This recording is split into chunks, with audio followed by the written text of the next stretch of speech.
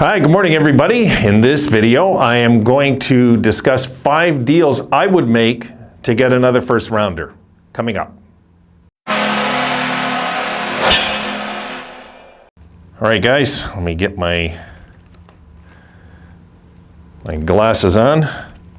Shout out goes to Joe Blow. He asked me to do a video, 5 ways to get another first rounder.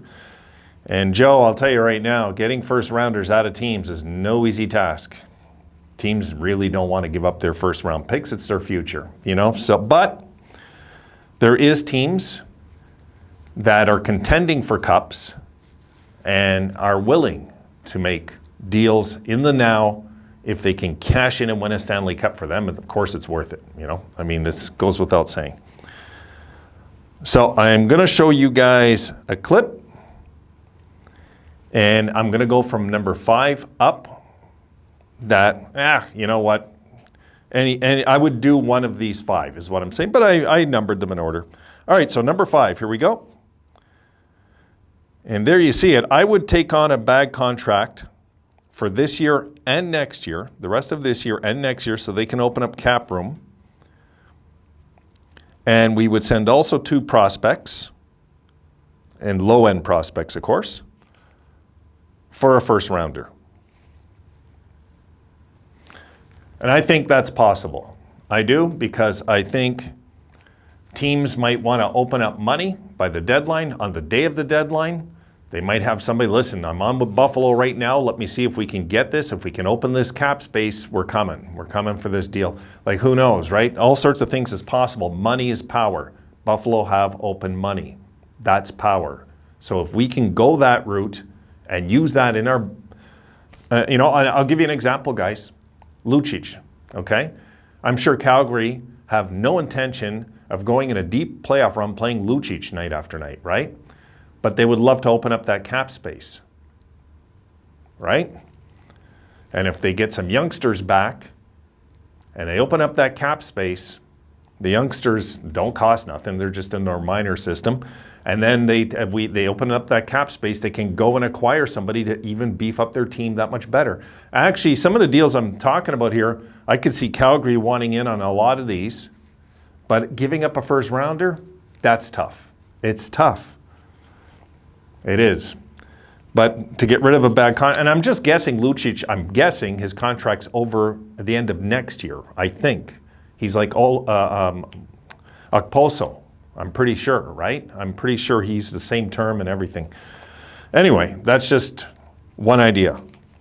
Guys, probably none of these ideas will work, but you never know. You never know what a team's thinking come playoff time. You never know. All right, number 4, here we go. And yes, I would send Olofsson and a second rounder for a first rounder if we could swing it. And people might think that's far-fetched. I don't, because Olofsson's scored 20 goals, and everybody will just blame the Sabres are so bad that that on our team this guy will get 20 goals, which you're probably right, you know. But I would do that. I would send Olofsson in a second to get a first. Yeah, if we could. I think we'd be crazy not to. I do. But you know, Olofsson's not in my MO of building a team. That's the thing with me. Maybe he's in Adam's plans. He's not in mine, you know?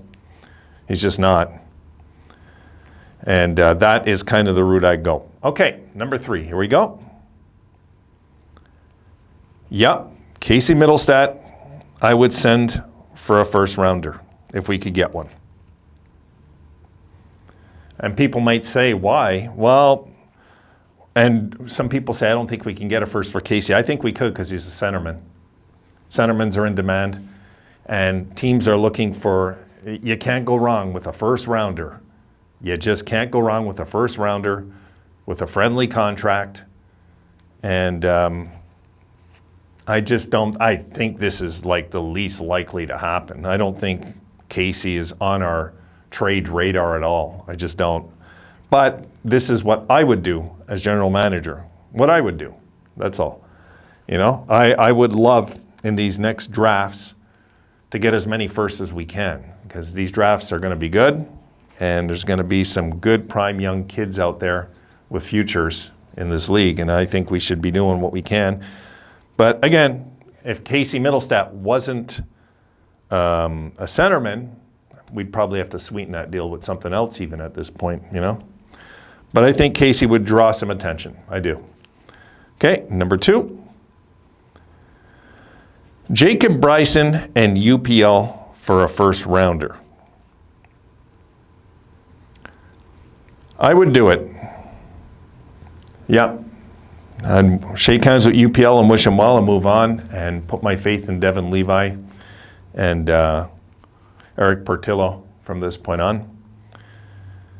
I would go this route because, again, Bryson would probably fit in much better with a team, let's say like Colorado, a rushing team. And UPL, everybody's looking for big goalie prospects. And don't think the NHL is not aware of UPL. They are. They're very aware. So I think that will be one way to go. I've got another one here in a second. I'll show you. But Jacob Bryson and UPL package for a first rounder, I would do it. I would do all these moves if we could this year to get another first in these upcoming drafts. I don't care if it's this year's draft or the one after. Really, I don't. Because as far as I'm concerned, we're okay with centerman right now. And that's where I stand with that. Well, talking about Mittelstadt in the last deal. All right, so that's number 2. Number 1, here we go. And yes, I would send Colin Miller, who we're trying to get a first rounder for. And it really sounds like Adams is adamant on getting a first rounder, but I would sweeten that with a second rounder. I would do, because Colin Miller's leaving at the end of the year regardless. And it's like trading a guy we're losing for sure and a second rounder to get another first. That's about the 5 I could come up with, Joe. Really, this is not an easy task. This was rough. But I want to show you guys one last thing here, okay? This is interesting. People say, it's not realistic. You won't get a first for that. Perhaps. But at the same time, I'll show you reasons why I think all this could work, okay? All right, check this clip. Yep, I haven't forgotten that when we got a first rounder for Paul Gaustad in 2012. God, was it really 10 years ago? Oh my God, already 10 years. Yeah, we traded him in a 4th round pick. I don't know what Nashville was thinking. Oh, jeez, God. I couldn't believe the Sabres got a first rounder for Paul Gaustad. I couldn't believe it back then. I said, are they out of their minds? Then I seen Nashville fans talking online. I'll never forget this. It was some guy that posted random, and he was talking about, how Gaustad's worked out, and he's done this, and he's done that, and he's playing good. And he says, and you're not getting him back, Buffalo. I'm like, we don't want him back. You can have him, and don't worry, keep him. My God, a first rounder we got for Paul Gaustad. So anything's possible at this time of the year, coming into the March Madness month, right? I mean, when we come into the March Madness, what it was once called, I don't even know what they're going to call it now. But when it comes down to the end of the year, that's where teams get desperate and where you could take advantage. And we got money, so we could play with that money now. Now we could play with it. Some of you guys in the beginning of the year wanted to take on all sorts of bad contracts. Absolutely no. But we could take on one. Yes, we could, if it meant a first rounder. One, and we send some prospects to them so they don't feel totally ripped off. That could work because some teams want to open $6-7 million and get somebody, that they can get back, kind of thing. So, that in their system for that playoff run. And Calgary, to me, seems like a prime example, who seemed to talk with the Sabres a lot.